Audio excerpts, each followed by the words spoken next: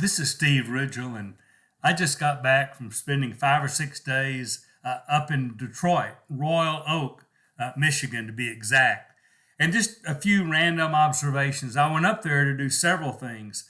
One is I went up there to do a seminar to help equip them how to be a follower who makes more followers, how to live as a disciple maker. And then we spent some time Sunday morning. We shared some of my favorite stories from Herald of Truth times, and that was good. And I met with a mission committee to talk about, I think, potentially maybe helping Herald of Truth and what we had to offer to churches, and that was good. Preached about Bartimaeus and doing your Jesus journey. So talked a little bit about what we're doing at Hillcrest with our Jesus Journey class and people finding out what a Jesus journey looks like or coming back to their journey or whatever. And then spent 3 nights telling Jesus stories designed primarily for non-believers. And so 2 or 3 observations, maybe 4 or 5, just things I thought about over the past weekend that I thought I'd just share with you. One is I think God's doing something in Detroit. Now, I was there at the end of November or maybe the 1st of November with the Metro congregation in Sterling Heights. And then I was up there with Royal Oak. And both of those had people from other congregations who came over. And I'm just convicted God's doing something around Detroit. They are intentional about making disciples. They want to make disciples. And so I'm really encouraged by that.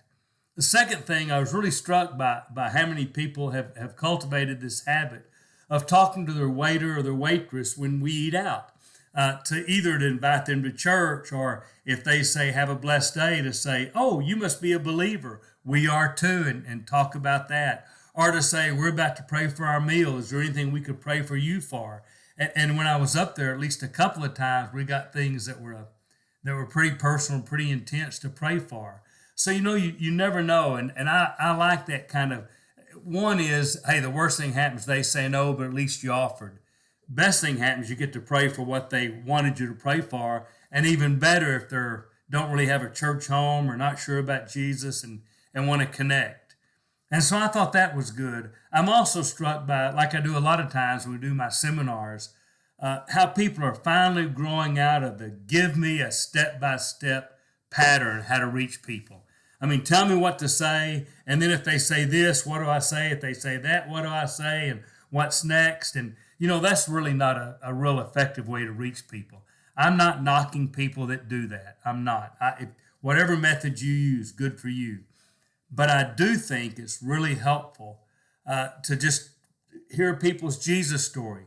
Tell them your Jesus story. Ask them if they want to talk more about Jesus. Share Jesus stories.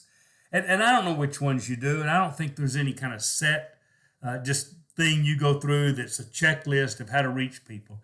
I think we need to cultivate how to live as disciple makers and disciple maker churches. I was struck as I told some of the stories we're doing at Hillcrest, and as I heard some of their stories, I was struck again by how everybody contributes in a different way. Some are inviters, some are greeters, some are story sharers. Some actually say, let me tell you this story from Scripture. Some are closers to help people make the decision. Some are disciplers. Some give rides. Some contribute to help people. There are lots of ways that you can be a part of a soul-winning congregation that's going to grow. I was also struck, no family grows except by new births. Now, you may bring in some people from other communities of faith, and some of your people may go somewhere else, and you may think you're growing or shrinking, but that's not kingdom growth. As long as they're going somewhere else you wish they'd stay with you, but if they don't, kingdom growth only happens, family growth only happens with new births. So if you really want to grow, quit trying to find the catchiest thing about worship, the best location, and get a better preacher and blah, blah, blah. And just focus on how do we reach non-believers for Jesus.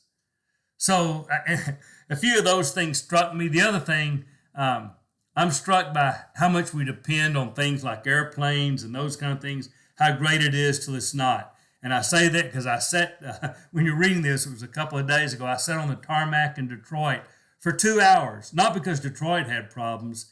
DFW was stormed in. So it just kind of made me appreciate when things do go well.